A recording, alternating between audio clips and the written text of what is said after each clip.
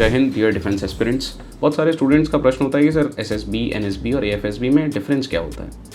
तो आज मैं आपके सभी डाउट्स को क्लियर करूंगा। चलिए बात करते हैं एसएसबी यानी सर्विसेज सिलेक्शन बोर्ड, एनएसबी यानी नेवल सिलेक्शन बोर्ड और एएफएसबी यानी एयरफोर्स सिलेक्शन बोर्ड। तो नाम से जाहिर हो रहा है कि SSB is for army, NSB is for navy and AFSB is for air force. सबसे पहले एक बात समझिए, इन तीनों फोर्सेज में टेस्ट का फॉर्मेट और डिमांड बिल्कुल सेम ही होती है।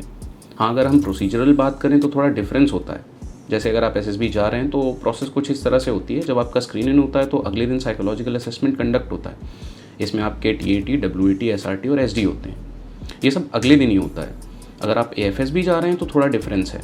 सुबह आपकी स्क्रीनिंग होती है और फिर आपका डॉक्यूमेंटेशन होता है, और अगर आप स्क्रीन इन हो जाते हैं तो शाम को ही साइकोलॉजिकल असेसमेंट भी कंडक्ट हो जाता है। तो अगर हम प्रोसीजरल डिफरेंस की बात करें तो एएफएसबी में आपका साइकोलॉजिकल टेस्ट और डॉक्यूमेंटेशन उसी दिन हो सकता है, जबकि एसएसबी में ये अगले दिन होता है।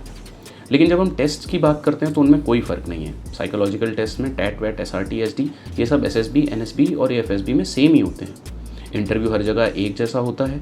जीटीओ यानी ग्रुप टेस्टिंग ऑफिसर हर बोर्ड में होता है।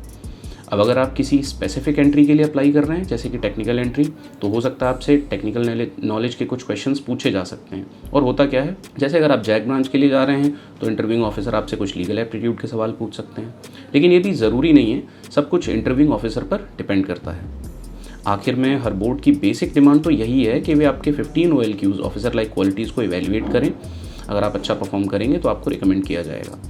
और अगर आपको रिकमेंडेशन लेना ही है तो ज्वाइन करें एमकेसी का संकल्प बैच और कॉल करें 9696 330033 पे। जय हिंद।